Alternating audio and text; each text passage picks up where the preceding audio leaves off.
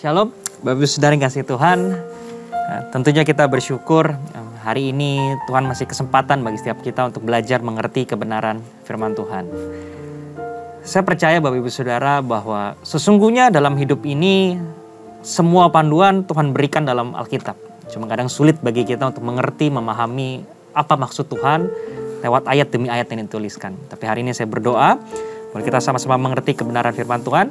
Dan hari ini kita akan melanjutkan pembelajaran firman Tuhan dalam Keluaran pasal yang ke-33. Ya. Ketika saya persiapan ini, saya percaya bahwa ada maksud pesan Tuhan bagi setiap kita. Tapi sebelum dari itu, Bapak Ibu Saudara, saya undang Bapak Ibu Saudara untuk siapkan hati. Mari kita naikkan pujian penyembahan kita. Biar kita undang hadirat Tuhan turun, supaya kita sama-sama belajar mengerti apa maksud Tuhan dalam hidup setiap kami. Dengan segala rendah hati, saya undang Bapak Ibu Saudara untuk angkat tangan, buka mulutmu, kita berikan pujian yang terbaik bagi Tuhan. Haleluya,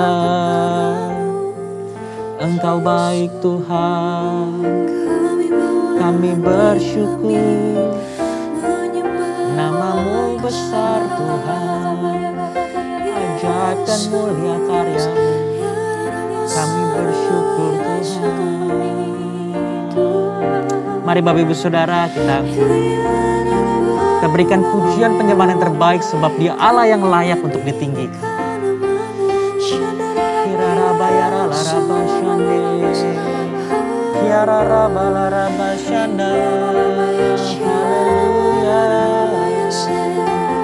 Haleluya. Terima kasih Tuhan.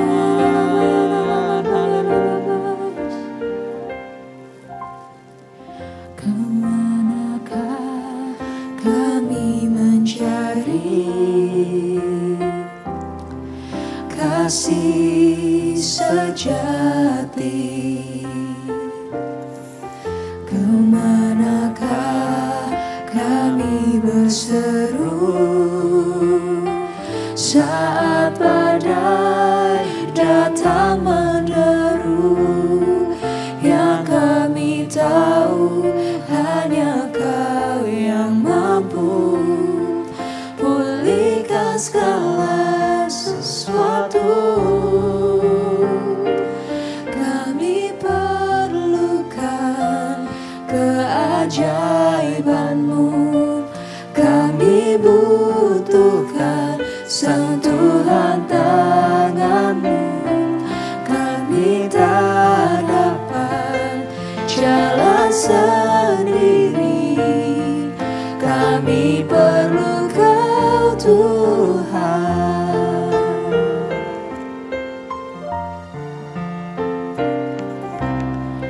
Kemanakah kami mencari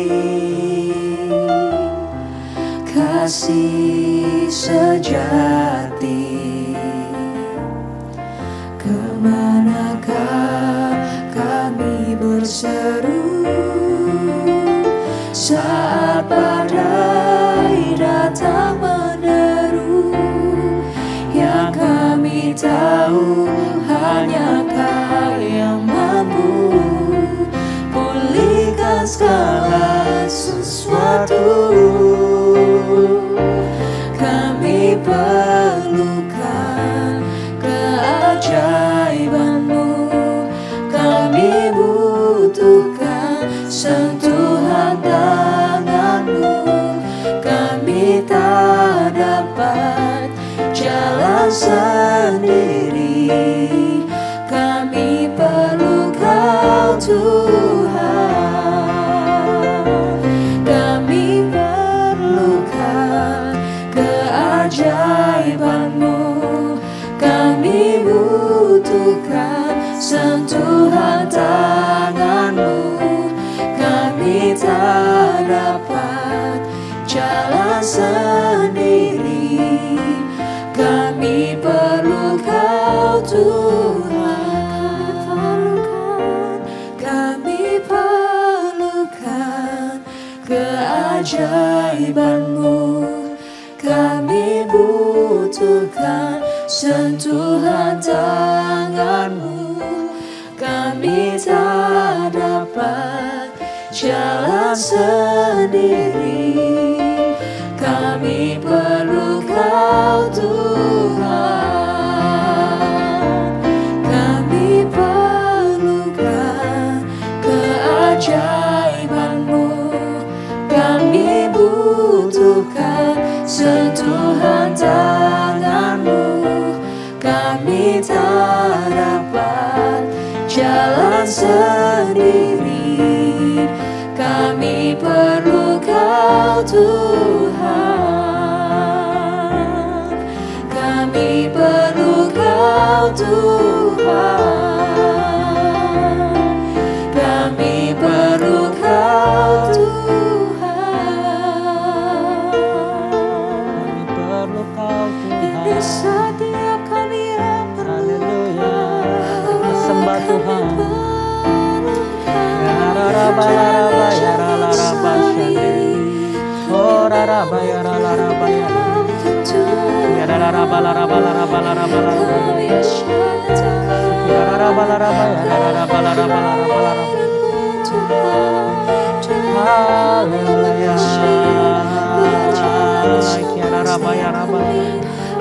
Haleluya.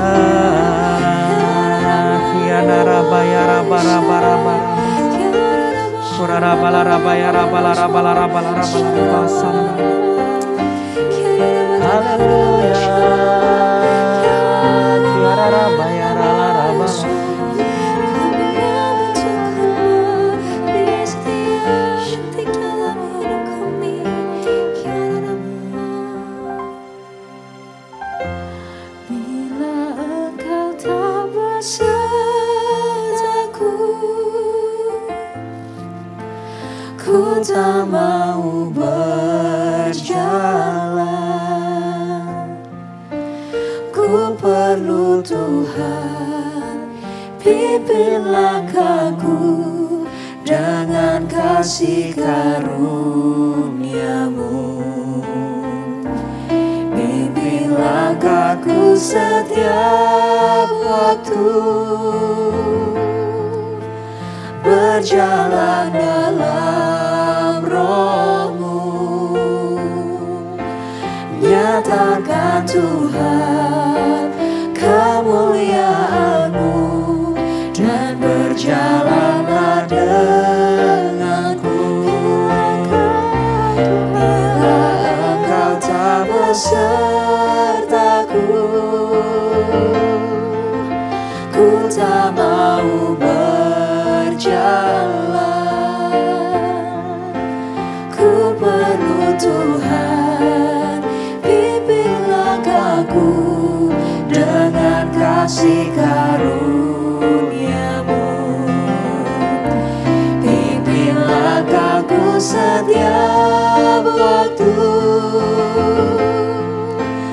berjalan dalam Roh-Mu. Nyatakan Tuhan kemuliaan-Mu, dan berjalanlah denganku. Bila Engkau tak besertaku, ku tak mau berjalan. Ku perlu Tuhan, pimpin langkahku dengan kasih karunia-Mu. Pimpin langkahku setiap waktu, berjalan dalam Roh-Mu. Nyatakan Tuhan kemuliaan-Mu, dan berjalanlah denganku. Nyatakan Tuhan, nyatakan Tuhan kemuliaan-Mu, dan berjalanlah denganku. Nyatakan Tuhan kemuliaan-Mu, dan berjalanlah denganku.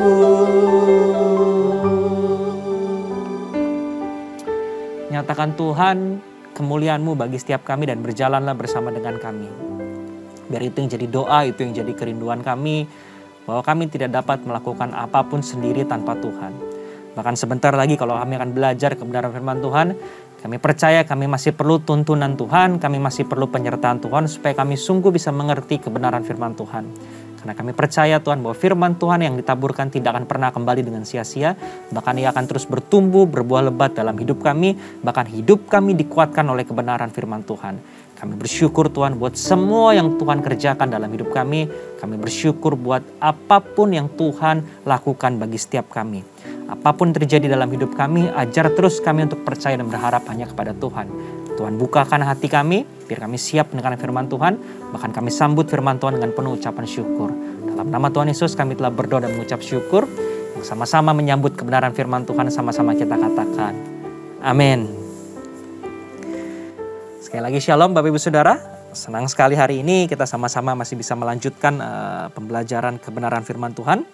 Hari ini kita masih lanjutkan pelajaran dari hari sebelumnya. Dan hari ini kita akan belajar lewat sebuah kitab yang kembali lagi Bapak Ibu Saudara ya. Seringkali kita itu baca Alkitab rasanya kalau kita baca dengan hari-hari kayaknya ya cepat ganti kalau saya Alkitab baca di rumah tuh pakai yang fisik.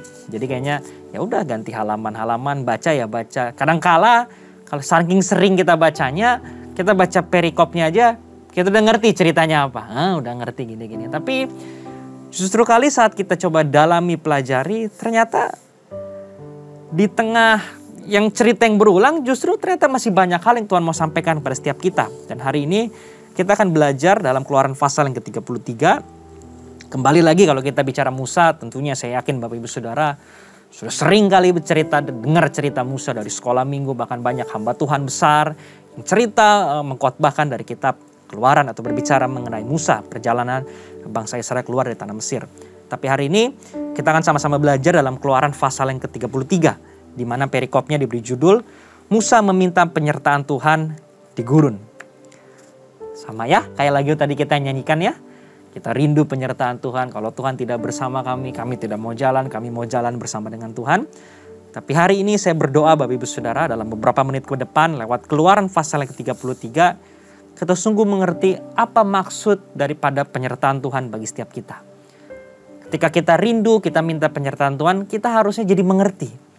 Apa sih yang Tuhan kerjakan? Apa sih yang dapat kita nikmati ketika Tuhan berjalan, ketika Tuhan beserta dengan kita? Ya, kita akan belajar dalam Keluaran pasal ke-33. Kembali lagi karena keterbatasan waktu, tentunya kita tidak bisa mengupas ayat demi ayat. Ya, dalam Keluaran pasal ke-33, kalau Bapak Ibu buka Alkitab, itu ada di halaman 96-97. Total dalam Keluaran pasal yang ke-33 itu ada 23 ayat. Ayat pertama sampai ayat 23. Tapi karena keterbatasan waktu kembali lagi, saya akan coba pecah dalam beberapa ayat supaya kita ngerti garis besar konteks dalam Keluaran pasal yang ke-33. Kalau saya boleh grup ya, kalau saya boleh bagi, Keluaran pasal ke-33 itu dibagi menjadi 4 bagian besar. Ya, yang pertama itu dalam ayat yang ke-1 sampai dengan ayat yang ke-3.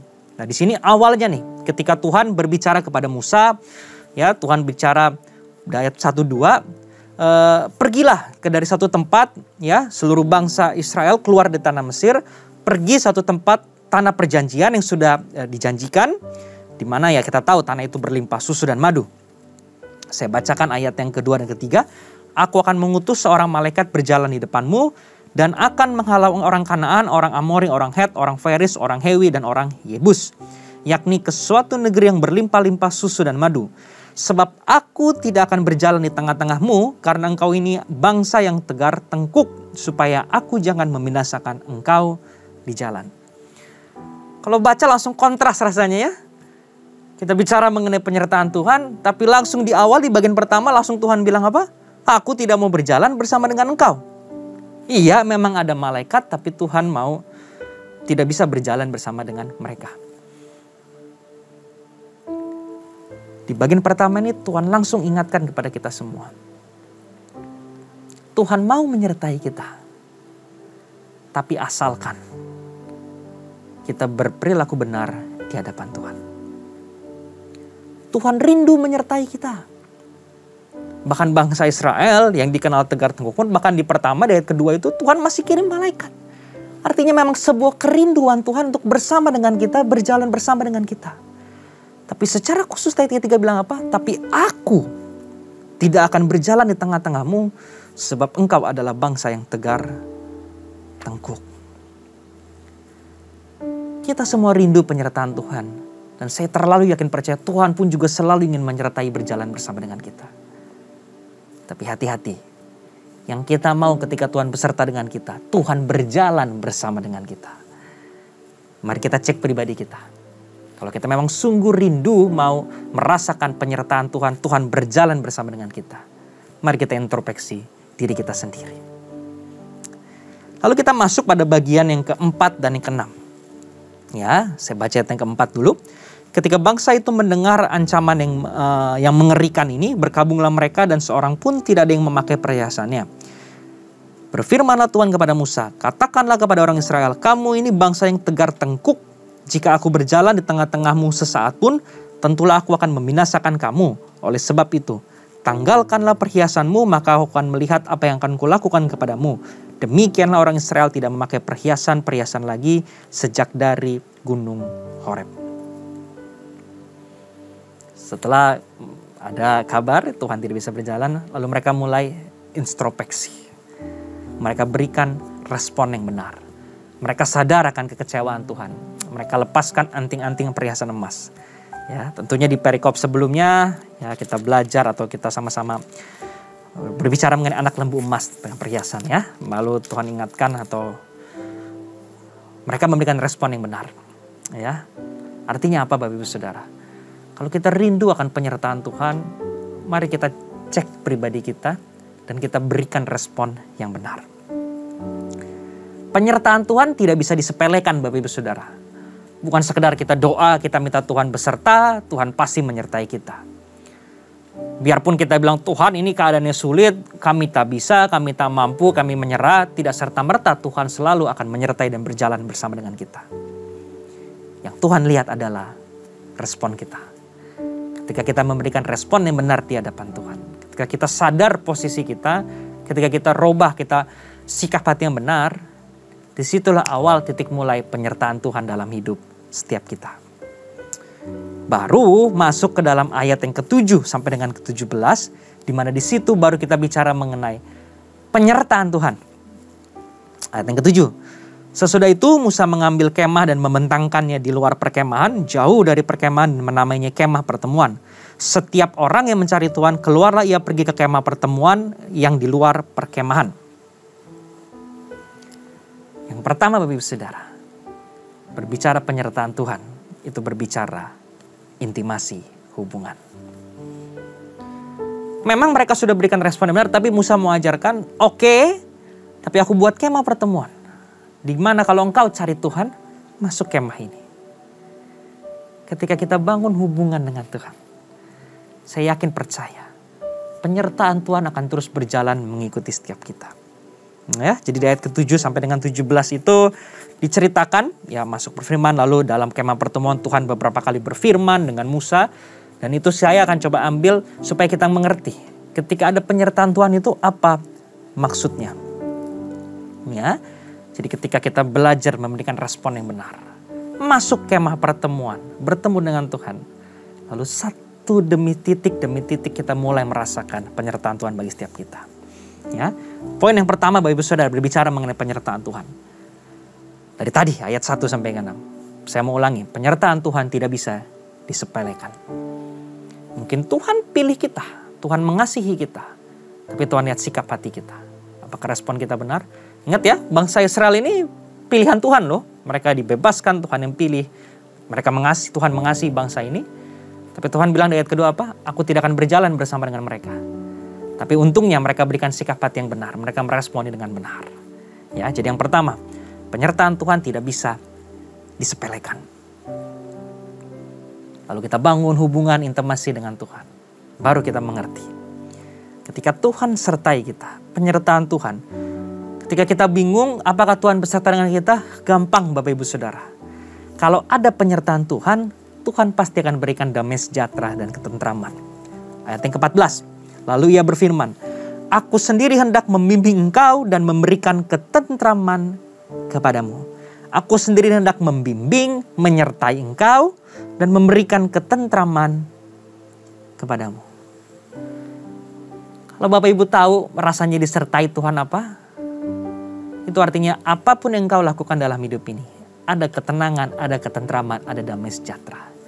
Kalau engkau lakukan ada damai sejahtera, pasti Tuhan besertamu, pasti Tuhan menyertaimu. Seringkali dalam hidup ini kita diperhadapkan pada satu titik di mana kita harus mengambil keputusan. Seringkali saya bicara dengan istri kalau kita ada beberapa keputusan penting dalam hidup ini. Menyangkut anak, menyangkut ekonomi, menyangkut keuangan, keluarga, orang tua. Kadang-kala kalau kita ngomong pilihan A, pilihan B, bisa jadi berantem ya. Yang A ada bagusnya, ada jeleknya. Yang B ada bagusnya, ada jeleknya. Akhirnya jadi debat panjang. Lalu tiba-tiba saya ingat, gampang aja Bapak Ibu Saudara. Yang ada tenangan, yang ada damai sejahtera, yang ada ketentraman, itu pasti yang disertai Tuhan. Yang damai pilihan ini, tapi pilihan ini banyak ruginya, banyak berkorbannya. Mesti yang ini mesti ngalah, mesti banyak memberi, banyak menabur, mesti ini, mesti itu.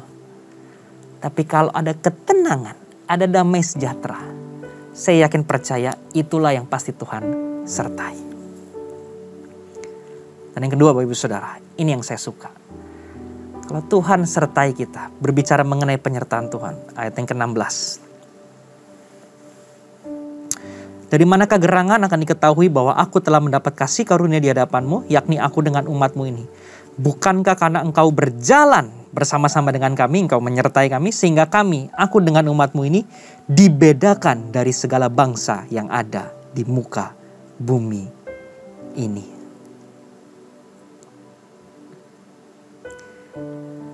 Kalau Tuhan sertai kita Bapak Ibu Saudara, Tuhan pasti akan buat perbedaan. Kalau ada penyertaan Tuhan, pasti ada perbedaan yang Tuhan kerjakan. Prosesnya mesti sama, jalannya sama, stepnya sama, tapi kalau orang benar lalui itu, hasilnya berbeda dengan orang fasik lalui jalan itu. Sekarang sama-sama kita hadapin krisis. Saya baru bicara sama istri, sama keluarga, harga semua barang naik. Semuanya sama, tapi Tuhan akan buat perbedaan. Kalau Tuhan sertai kita, anak cucu orang benar tidak pernah hidup meminta-minta dengan roti. Saya pegang ayat itu dan saya yakin percaya. Kalau ada penyertaan Tuhan, Tuhan pasti akan membuat perbedaan. Ayat 16b berkata apa? Bukankah karena engkau berjalan bersama-sama dengan kami, sehingga kami, aku dengan umatmu ini, dibedakan dari segala bangsa yang ada di muka bumi ini. Amin Bapak Ibu Saudara. Penyertaan Tuhan berbicara apa? Ada ketenangan, damai sejahtera, ketentraman. Penyertaan Tuhan berbicara apa? Tuhan akan membuat perbedaan. Dan yang ketiga yang dahsyatnya ini Bapak Ibu Saudara. Ayat yang ke-17. Berfirmanlah Tuhan kepada Musa, juga hal yang telah kau katakan ini akan kulakukan, karena engkau telah mendapat kasih karunia di hadapanku, dan aku mengenal engkau. Kalau Tuhan beserta dengan kita, Tuhan dapatkan kita kasih karunia di hadapannya. Dan Tuhan mengenal kita. Hati-hati Bapak Ibu Saudara. Penyertaan Tuhan hanya untuk orang yang dikenal oleh Tuhan. Hanya untuk orang yang mendapat kasih karunia di hadapannya. Perhatikan hidup kita. Tapi kalau kita dapat penyertaan Tuhan, kita dapat kasih karunia Tuhan bagi kita. Dan kita dikenal oleh Tuhan. Sehingga saya ngerti kenapa kita nyanyi lagu itu. Kita butuh penyertaan Tuhan. Bila kau tak besertaku, kalau engkau gak beserta dengan kami gak mau jalan. Karena buat apa kami jalan tanpa Tuhan bersama dengan kami? Karena kita bilang apa? Kalau Tuhan beserta dengan kami, Tuhan kenal kami, Tuhan dapatkan kasih karunia bagi setiap kami. Tuhan berikan kami ketenangan, ketentraman, damai sejahtera. Dan kalau Tuhan bersama dengan kami, Tuhan akan buat perbedaan. Dan yang terakhir Bapak Ibu Saudara, ayat yang ke-15. Berkatalah Musa kepadanya, jika engkau sendiri tidak membimbing kami, janganlah suruh kami berangkat dari sini. Dalam penyertaan Tuhan, pasti ada tuntunan Tuhan. Kalau kau nggak bimbing kami nggak mau jalan. Bimbing itu artinya apa? Tuhan yang memandu, Tuhan yang kasih tunjuk, Tuhan yang kasih tuntunan. Kalau ada penyertaan Tuhan dalam hidup ini, pasti juga ada tuntunan Tuhan. Pasti juga ada bimbingan Tuhan. Oleh karena itu saya ngerti, kalau tanpa penyertaan Tuhan, seharusnya kita tidak bisa jalan Bapak Ibu Saudara. Karena dalam hidup ini yang kita butuhkan adalah penyertaan Tuhan. Makanya ada Keluaran pasal yang ke-33, di mana Musa minta penyertaan Tuhan. Karena Musa sadar, membawa bangsa yang besar itu butuh penyertaan Tuhan. Karena dalam penyertaan Tuhan, ada ketentraman, ketenangan, damai sejahtera. Ada perbedaan. Ada kasih karunia Tuhan bagi umatnya yang dikenalnya. Dan dalam penyertaan Tuhan, ada tontonan Tuhan. Lalu masuk dalam bagian yang terakhir, ayat yang ke-18 sampai yang ke-23. Jadi pada prinsipnya, bagian terakhir dalam Keluaran pasal yang ke-33 itu bercerita di mana Tuhan tunjukkan kemuliaannya. Ya. Tetapi jawabnya, perlihatkanlah kiranya kemuliaanmu kepadaku, ayat ke-19. Tetapi firman-Nya, aku akan melewatkan segenap kegemilanganku dari depanmu dan menyerukan nama Tuhan di depanmu. Aku akan memberi kasih karunia kepada siapa yang kuberi kasih karunia dan mengasihani siapa yang kukasihani. Lagi firman-Nya, engkau tidak tahan memandang wajahku sebab tidak ada orang yang memandang aku dapat hidup. Berfirman Tuhan, ada suatu tempat dekatku di mana engkau dapat berdiri di atas gunung batu. Ya, jadi kisah ini diakhiri bahwa akhirnya setelah ada perbincangan dalam kemah pertemuan antara Musa dengan Tuhan, Tuhan menampakkan dirinya, Tuhan menunjukkan kemuliaannya. Nah, saya mau akhiri Bapak Ibu Saudara berbicara mengenai penyertaan Tuhan dalam hidup ini.